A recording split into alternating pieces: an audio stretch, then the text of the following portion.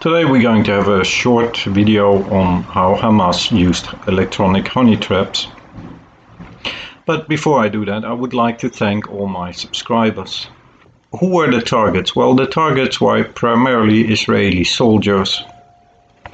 And how did it work? Well, soldiers and young men would be contacted by girls in Israel, who obviously weren't girls, but we come back to that.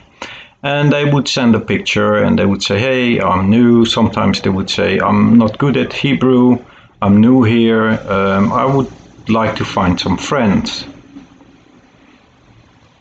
The soldiers would then write back positively, say, oh, you look nice, and where are you from, and things like that. Eventually, they would send some more naughty pictures and suggested that they would chat on a faster network. For that, Hamas used 3 different apps: Grixie app, Zatu, and Catch and See. And the pictures you see here are the actual pictures they used to convince soldiers to get in contact with them. But these pictures were stolen from real social media profiles. The girl would then at some point send a link to an APK file, which is an install file, and then the telephone would try to install that device, and eventually there would be a message saying your device doesn't support this version of Cats and See or Zatu or Grizzly, and then the app will be uninstalled.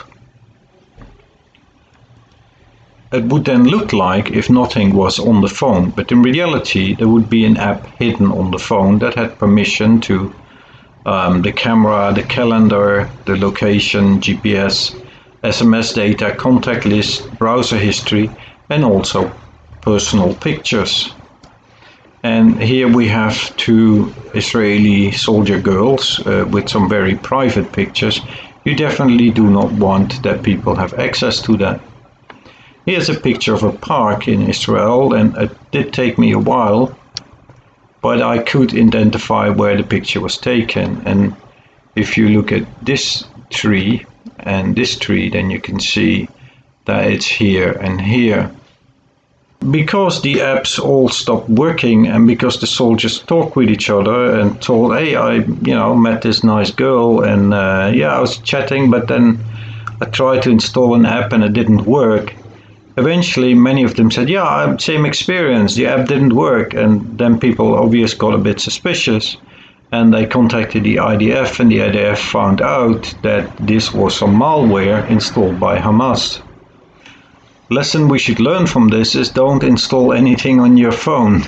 And also not if it comes from Google Play Store, because Hamas also managed to get some apps on the Google Play Store. So, well, thanks for watching. It was a short video, but I'll be back with more. Take care.